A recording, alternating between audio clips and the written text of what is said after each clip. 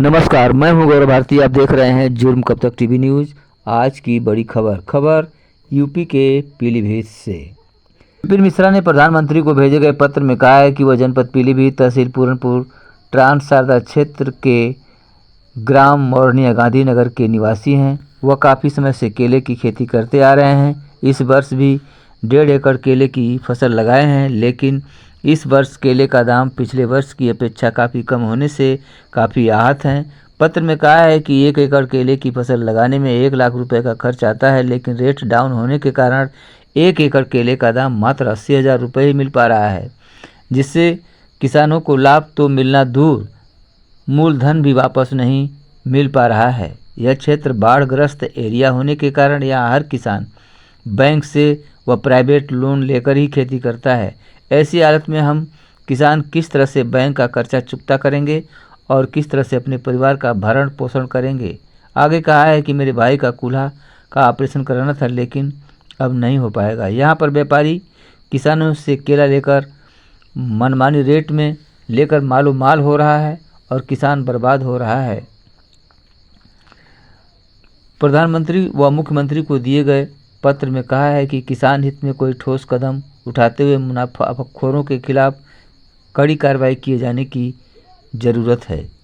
इतना ही नहीं, उचित मूल्य न मिलने से आहत होकर कई किसानों ने दर्जनों एकड़ केले की फसल जोत डाली है। मुख्यमंत्री को भेजे गए पत्र में मांग की गई है। उन्होंने कहा है कि इस वर्ष सैकड़ों किसान दलालों की भेंट चढ़ गए हैं। उनके परिवार का भरण पोषण कैसे होगा। दिए गए पत्र में विपिन मिश्रा, तिलक सिंह, उमाशंकर, रमेश चंद्र, राजू सोलंकी, अरविंद शुक्ला और वसीम अहमद आदि किसानों के हस्ताक्षर मौजूद हैं। आगे देखिए क्या कहा है किसानों ने।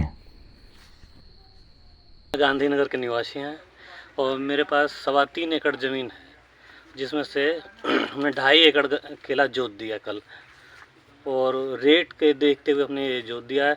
दवाइयों का ये हाल है कि दवाई इतनी महंगी मिल रही हैं और उसकी लागत बहुत ज़्यादा आ जा रही है, और हम बड़ौदा बैंक से करीब 2.25 लाख रुपए कर्ज ले चुके हैं, जो कि हम नहीं दे पाते इस रेट से। इसलिए मैंने केला ये जोत दिया। क्या रेट मिल रहा है इसमें आप?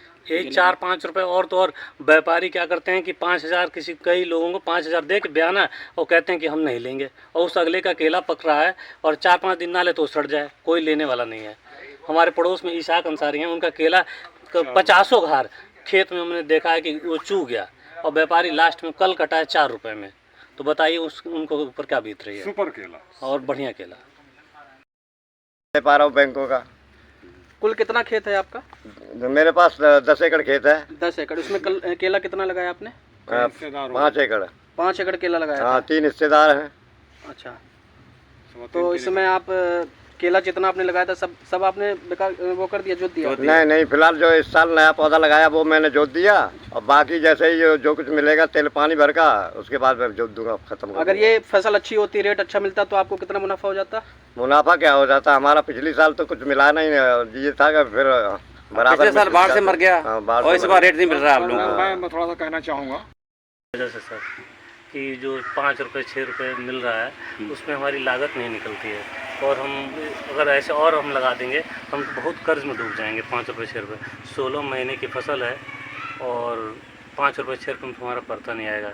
हमने बड़ौदा बैंक से 3.25 लाख रुपए कर्ज लिया। हम इसलिए लिए कि अब चलो फसल कटेगी तो हम दे देंगे, और ये 5 रुपये के रेट में तो हम नहीं दे पाएंगे जी।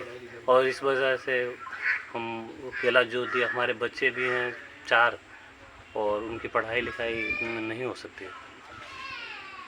आखिर क्या करेंगे अब?